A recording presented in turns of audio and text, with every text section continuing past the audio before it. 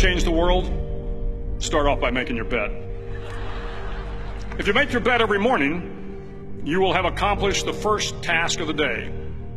It will give you a small sense of pride, and it will encourage you to do another task, and another, and another. And by the end of the day, that one task completed will have turned into many tasks completed. Making your bed will also reinforce the fact that the little things in life matter. If you can't do the little things right, you'll never be able to do the big things right. And if by chance you have a miserable day, you will come home to a bed that is made, that you made. And a made bed gives you encouragement that tomorrow will be better. To pass SEAL training, there are a series of long swims that must be completed. One is the night swim. Before the swim, the instructors joyfully brief the students on all the species of sharks that inhabit the waters off San Clemente. They assure you, however, that no student has ever been eaten by a shark, at least not that they can remember. But you are also taught that if a shark begins to circle your position, stand your ground. Do not swim away. Do not act afraid. And if the shark, hungry for a midnight snack, darts towards you, then summons up all your strength and punch him in the snout, and he will turn and swim away. There are a lot of sharks in the world. If you hope to complete the swim, you will have to deal with them. So if you want to change the world, don't back down from the sharks.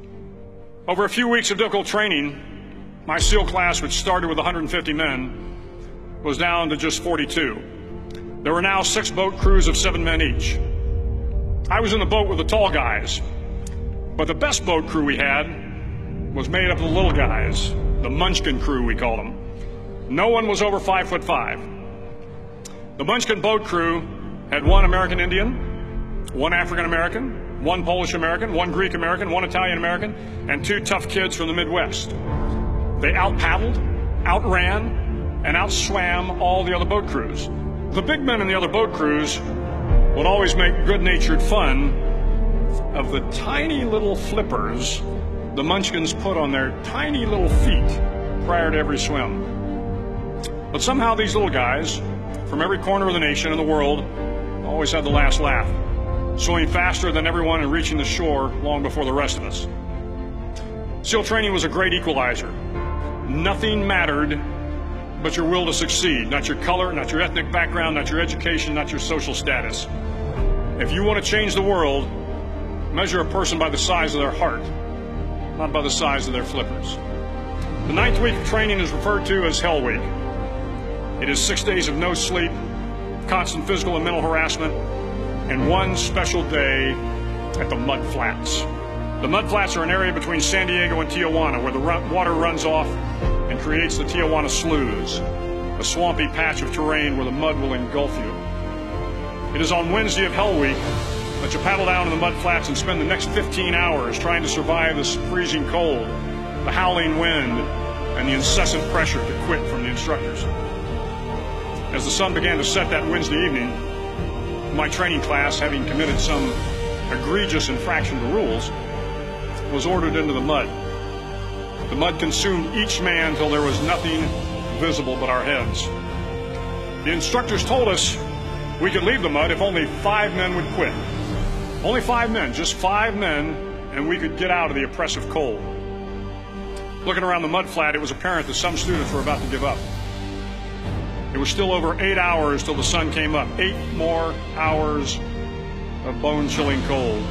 The chattering teeth and the shivering moans of the trainees were so loud, it was hard to hear anything. And then one voice began to echo through the night. One voice raised in song. The song was terribly out of tune, but sung with great enthusiasm. One voice became 2, and 2 became 3, and before long, everyone in the class was singing. The instructors threatened us with more time in the mud if we kept up the singing, but the singing persisted, and somehow the mud seemed a little warmer, and the wind a little tamer, and the dawn not so far away.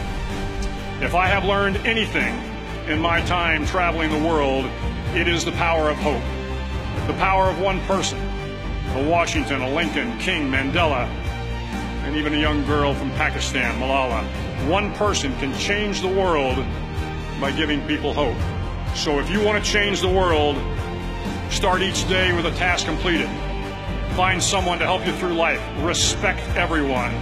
Know that life is not fair and that you will fail often. But if you take some risks, step up when the times are the toughest, face down the bullies, lift up the downtrodden, and never ever give up. If you do these things, the next generation and the generations that follow will live in a world far better than the one we have today. And what started here will indeed have changed the world for the better.